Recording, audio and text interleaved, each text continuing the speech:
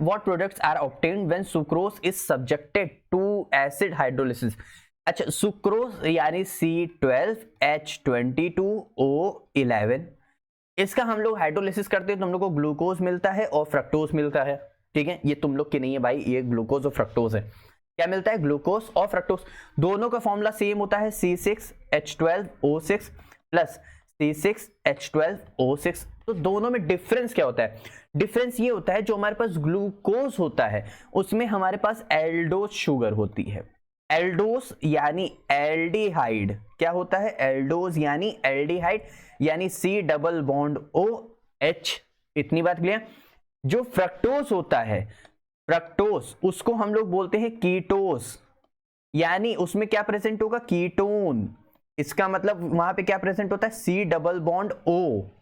इतनी बात क्लियर? अच्छे से पक्का?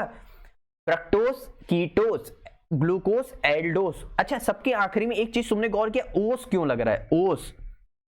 जितने भी हमारे पास शुगर मॉलिक्यूल्स रहेंगे सबके आगे ओस लगेगा ही लगेगा।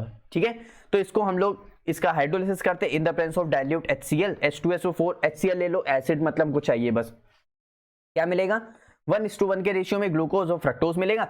सुक्रोज है तो ठीक। अच्छा, इसका स्ट्रक्चर देख ले। इसका स्ट्रक्चर अगर मान लो तुम लोग को अगर बनाने को आ गया तो कैसे बनाओगे? तो यहाँ पे क्या है, कुछ नहीं करना है, सिर्फ ऊपर लिख देना है CHO, नीचे लिख देना है CHOH का होल 4 और नीचे लिख देना है CH2OH, क्योंकि अल्कोहल भी है और एल्डिहाइड ग्रुप भी है। यहां पे क्या करना है? यहां पे हम लोग को CH2OH चलना है, फिर C डबल बॉन्ड O चलना है। अब देखो यहाँ पे कितने? 3 है, तो यहाँ पे इसको 3 कर देना है, जैसे कि मैंने यहाँ पे ये CHOH इसको लिख रखा है, और यहाँ पे 3 कर देंगे और यहाँ पे CH2OH कर देंगे, बस और कुछ नहीं करना है। देखो यहाँ पे है एल्डोज, यहाँ पे है कीटोज ग्रुप, तो ये हमारे पास ग्लूकोज का स्ट्रक्चर, ये हमारे पास फ्रक्टोज का स्ट्रक्चर। अच्छा, एक और इंपॉर्टेंट बात दोनों आप लोग को ध्यान रखनी है, ये दोनों ही हमारी क्या है? रिड्यूसिंग शुगर है। दोनों ही हमारी क्या है? रिड्यूसिंग शुगर है। ठीक है, ग्लूकोज और फ्रक्टोज दोनों, क्योंकि ये बात ध्यान रखना, ये इनॉल फॉर्म शो करता है, मतलब टॉटोमराइज हो जाता है, जिसकी मदद से ये क्या शो करता है? रिड्यूसिंग शुगर की तरह एक्ट करता है। ठीक है, चलो इतनी बात क्लियर होगी। अब एक चीज हम लोग को ध्यान देना था, ऊपर लिखा हुआ था क्वेश्चन में कि हम लोग को एसेंशियल भी देखना है। What are vitamin B and C essential for us? Why? क्योंकि ये डिफिशियंसी कॉज करेंगी, डिफिशियंसी कॉज करेंगे तो आप लोग में कमी आएगी, तो इसीलिए हमारी एसेंशियल क्यों होती हैं? वो एसेंशियल होती है हमारी एनर्जी मेटाबॉलिज्म के लिए, नर्वस सिस्टम फंक्शन के लिए, रेड ब्लड सेल के प्रोडक्शन के लिए। कौन? Vitamin B. विटामिन B12 की कमी से क्या होता है? एनीमिया होता है। ठीक है, विटामिन सी, अभी हम लोग को पता है कि हम लोग कौन सी विटामिन सी की कमी से होता है? स्कर्वी। क्या होता है? स्कर्वी।